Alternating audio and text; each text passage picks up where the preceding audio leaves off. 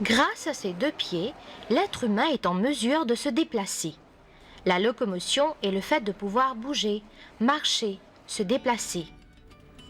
La marche était le principal moyen de locomotion des premiers hommes, qui pouvaient ainsi voyager tout en transportant leurs vivres sur leurs épaules, ou même aller à la chasse, qui était leur principale activité.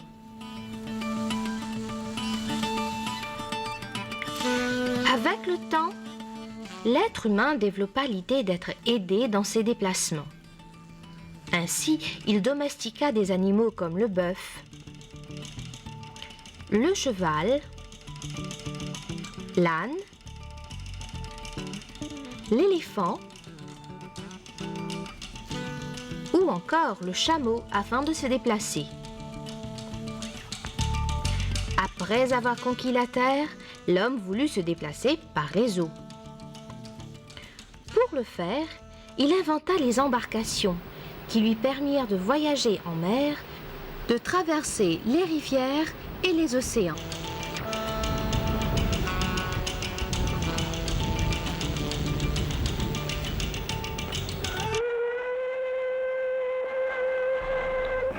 Comme l'évolution des moyens de transport a été assez lente, ce n'est que vers le XVIIIe siècle que des changements spectaculaires ont lieu.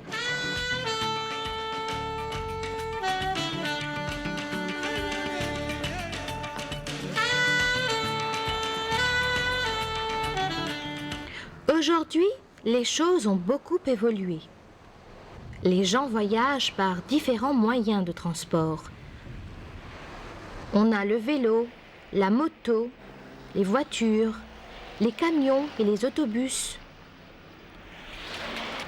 On a aussi le train, les navires ou les paquebots, l'avion et même la navette spatiale. Il existe donc 3 types de moyens de transport.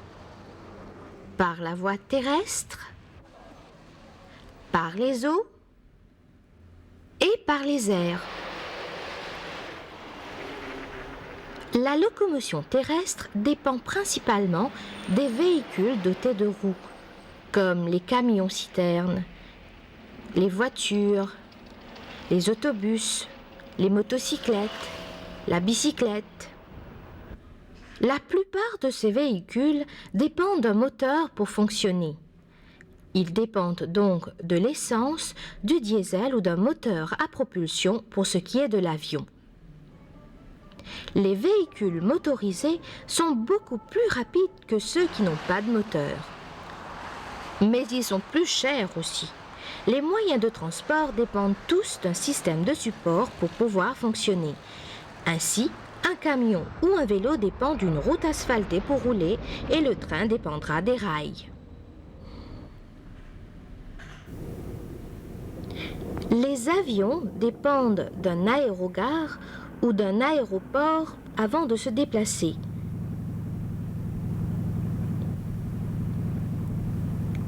Tandis que le navire dépend d'un port.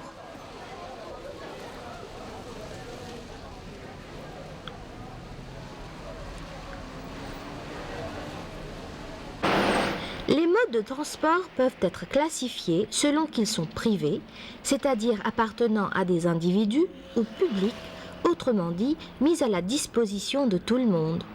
Le transport public, qu'il s'agisse du train, du métro ou de l'autobus, est souvent régi par un réseau.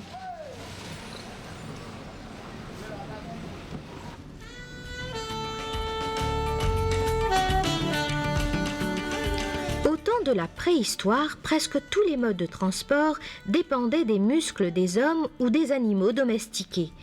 Les premiers véhicules à roues comme le chariot ou le char et les voiliers firent leur apparition vers l'an 3000 avant Jésus-Christ. Vers l'an 1400, les Européens construisent des embarcations capables de faire de longues traversées des mers.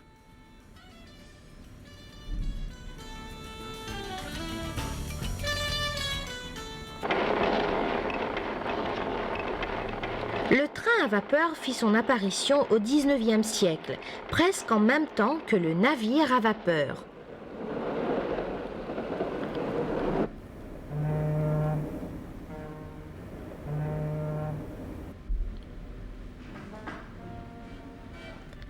Bientôt, on commença sérieusement à penser à voler. On ne manqua certainement pas d'imagination pour y arriver.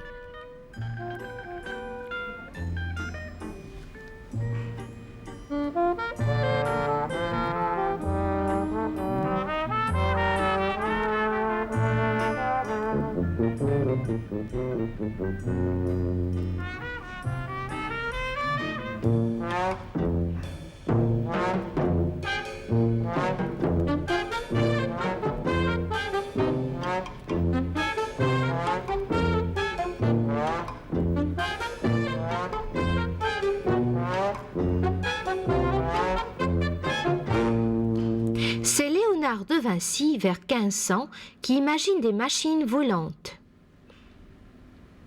En 1852, Giffard construisit le premier ballon dirigeable. Aujourd'hui, des avions comme l'Airbus A340 existent. Le Boeing 747 et d'autres avions peuvent aménager plus de 300 passagers. L'avion est donc devenu un appareil de transport de très grande capacité. Et qui n'a pas rêvé de voyager en Concorde?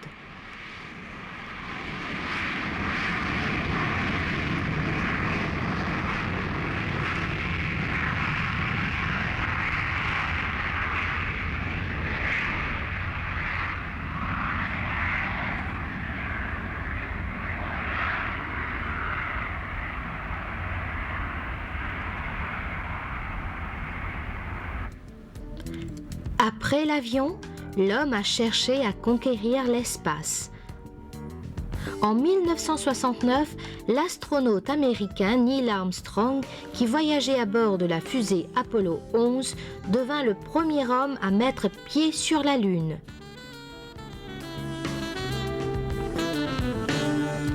Et heureusement, on ne s'arrêtera pas en si bon chemin.